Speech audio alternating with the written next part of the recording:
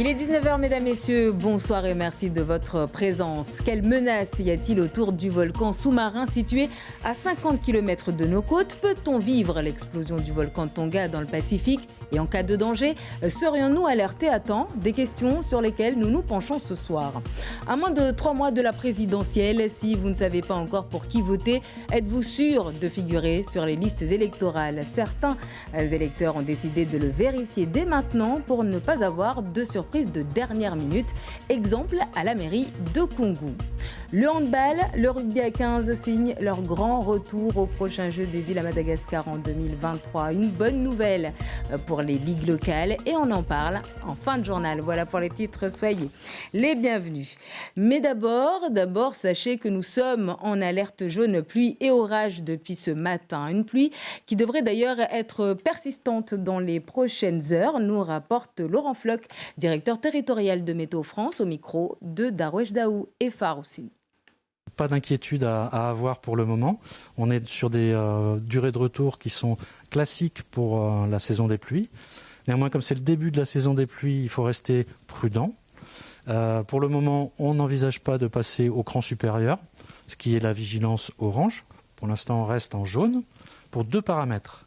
Paramètre forte pluie orage et paramètre vent. Et dans les heures à venir, on va continuer d'observer la convergence des vents au niveau de Mayotte pour voir si ça nécessite de passer à un cran supérieur. Et voilà pour ce point météo. On s'arrête à présent sur l'inquiétude suscitée sur l'île après l'explosion du volcan Tonga dans le Pacifique. Une explosion qui a provoqué un tsunami à des milliers de kilomètres de là. C'était samedi. La situation peut-elle être similaire chez nous? Et quelles consignes doivent être adoptées par la population en cas d'alerte? La municipalité de Pamandzi se penche sur la question. Elle qui, comme Dzaoudi, se trouve à proximité immédiate de notre volcan sous-marin. Précision et récit signé Darwesh Daou.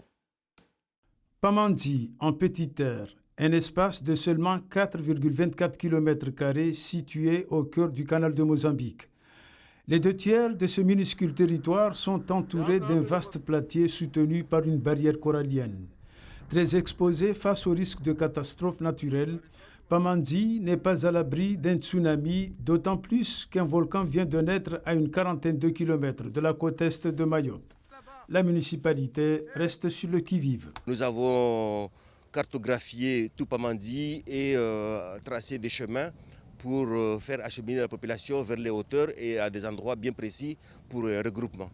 Le Bureau de recherche géologique et minière est également très attentif aux évolutions volcanologiques dans cette île de Mayotte considérée comme un grain de sable dans l'océan. La récente éruption à Tonga dans le Pacifique vient renforcer la vigilance des scientifiques. Au Tonga, en plus, ce rapprochement de plaques se fait à une vitesse relativement importante, entre 15 et 25 cm par an. Et tout ce système provoque l'apparition d'un magma riche en gaz qui a tendance à générer un volcanisme de type explosif. À Mayotte, l'activité est liée à l'activation d'un jeu de failles compte tenu du déplacement de la plaque tectonique sur laquelle nous nous trouvons vers l'est. Mais c'est un déplacement beaucoup plus lent. On est sur de l'ordre de quelques millimètres par an, donc qui est vraiment considérablement moindre que ce qui se passe au Tonga. Face à de telles éventualités, la vigilance reste de mise.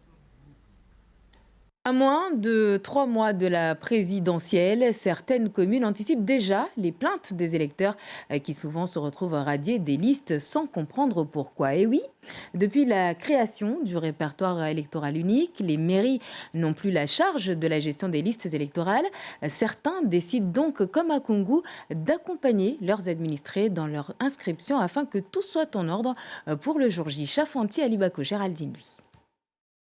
Des électeurs radiés à tort, des fautes sur les noms ou les procurations, des erreurs récurrentes lors d'élections à Mayotte. Alors même s'il s'est inscrit, Touaibina vient se rassurer à la mairie de Koungou et il a bien fait. Je suis venu vérifier si je suis bien inscrit sur la liste électorale, s'il n'y a pas de faute sur mon nom.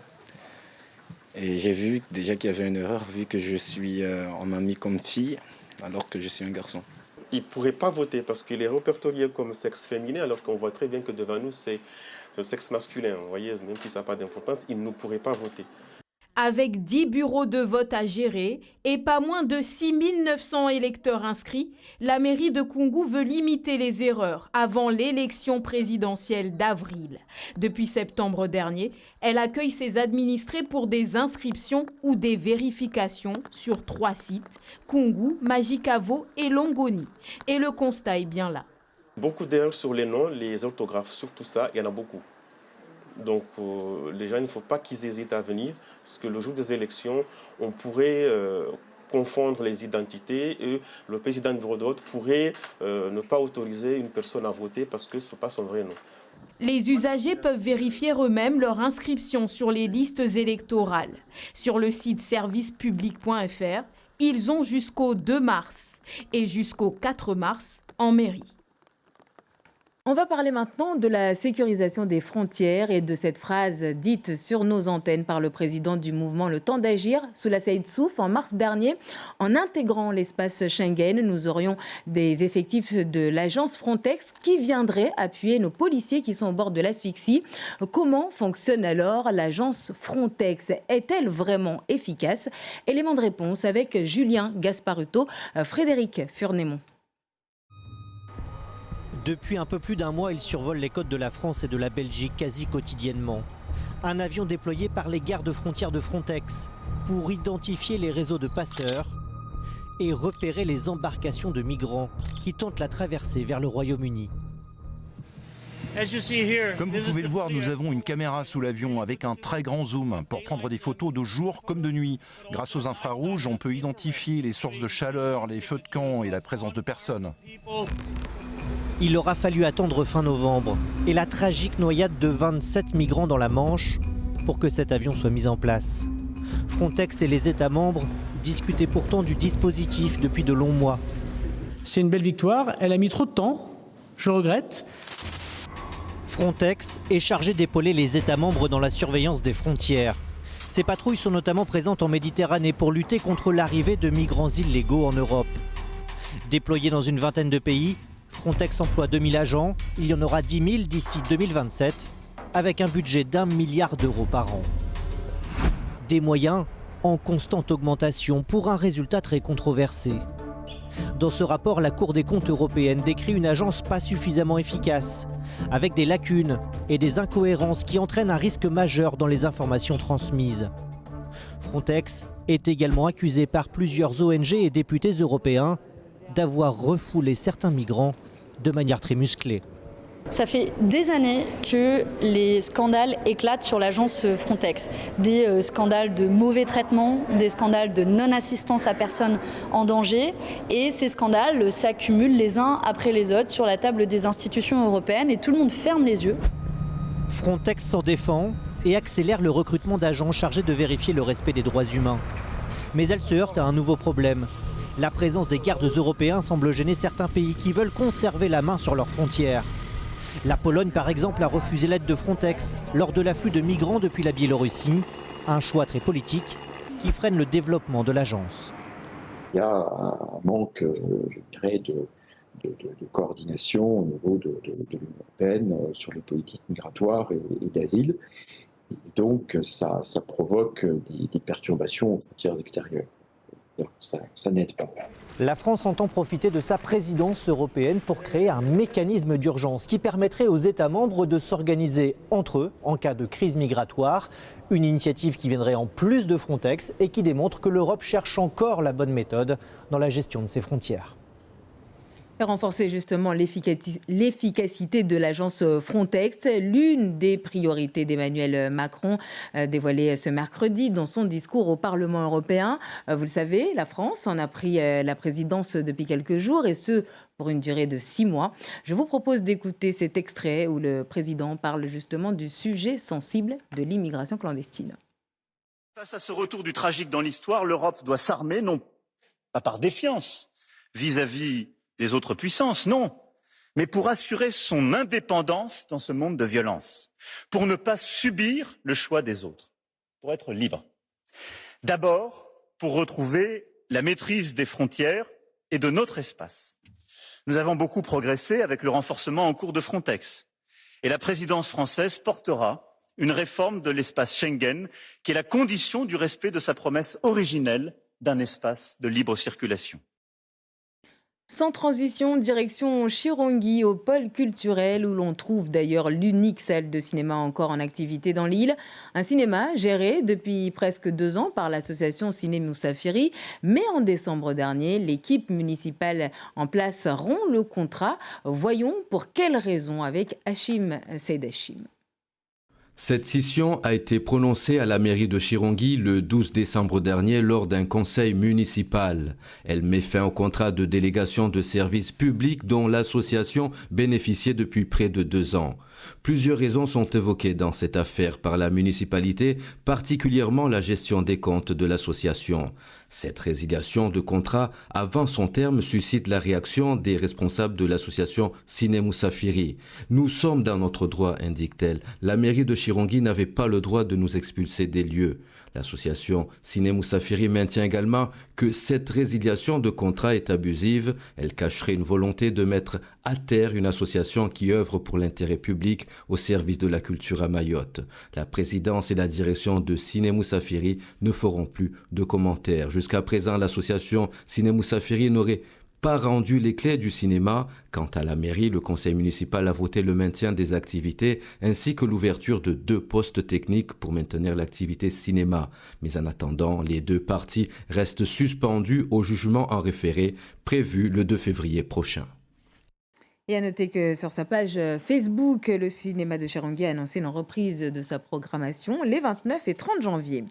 Une bonne nouvelle pour le handball et rugby mahorais à 15 qui sera de nouveau représenté au prochain Jeux des îles qui se déroule à Madagascar l'an prochain.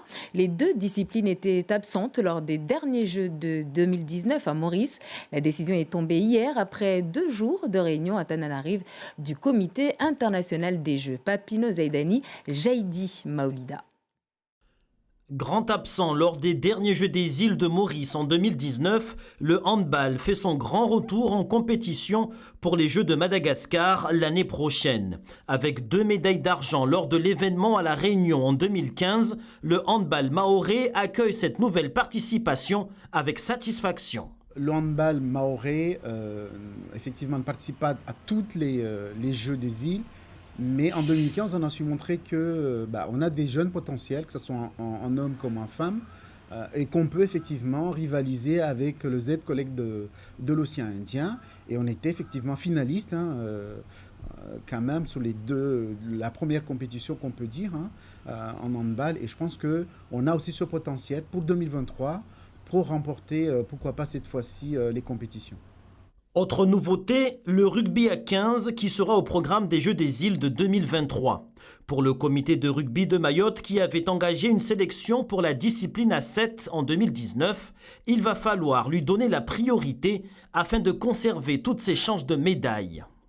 On est un peu sceptique parce qu'on n'est pas sûr d'être à la hauteur au 15, en tout cas. Toute notre énergie va se concentrer sur le 7 et puis on fera savoir officiellement notre position sur le 15 et une satisfaction, hommes et dames présents. C'est encourageant. On a déjà commencé les préparations, donc voilà, une étape de plus est franchie, on avance. Nous, l'objectif est clair, il est écrit noir sur blanc au comité, c'est un podium. C'est pas négociable, à 7 il nous faut un podium. Alors la plus haute marche, ça serait peut-être très ambitieux, mais il faut un podium. Ça, c'est pas négociable. D'autres disciplines classiques seront au rendez-vous de l'événement l'année prochaine, à l'instar de l'athlétisme, le basket, le volley, le football ou encore le judo. Autant de chances de médailles pour des sportifs mahorais prêts à relever le défi en 2023 à Madagascar lors des 11e Jeux des îles de l'océan Indien. Et voilà qui nous emmène aux Comores, sur la place de l'Indépendance à Moroni. Hier soir, la fête était à la hauteur du match mené par les Sélacantes, victorieux du Ghana à la CAN. 3-2 pour le score final. Une joie que nous raconte Faiza Souley Youssouf, Ibrahim Youssouf.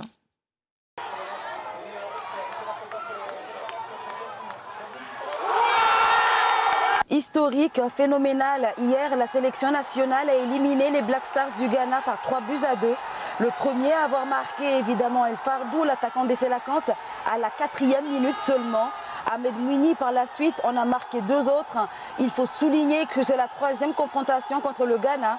Cette victoire a donc un goût de revanche. Une grande fierté, c'est quand même Ghana, ils ont gagné 4 Coupes d'Afrique. Donc c'est une référence sur le continent. Donc ils sont venus ici, ils ont fait match nul, si j'ai bonne mémoire. Ils nous ont battus sur le fil chez eux. Et là on est dans une grande compétition devant le monde entier. Merci les Sénacans.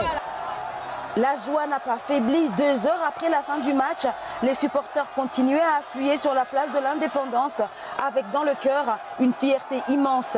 Je suis tellement content, tellement fier de mon pays, tellement fier de nos joueurs, tellement fier de nos coachs. Cette équipe, elle est jeune, elle est dynamique, elle est éloquente. On est toutes contents, c'est toute une nation qui est contente. Qu'on se le dise, les Comores ne sont pas encore qualifiés pour les 8e de finale. L'espoir est même assez fragile. Leur qualification dépend de 5 équipes qui ne jouent pas entre elles, selon Benamir Saadi, ancien manager des Sélacantes. Ce qui est sûr, quoi qu'il advienne, les Comores ont déjà gagné, parce qu'El Fardou et Ben Bouana, gardiens amateurs, ont été élus hommes du match. Les Comores ont déjà gagné parce que pour une première participation, elles ont battu le Ghana, 4 fois champion d'Afrique. Et fin de cette édition, merci de votre attention. On se retrouve dans quelques instants pour le journal en Chimanré. Très belle soirée sur La Première.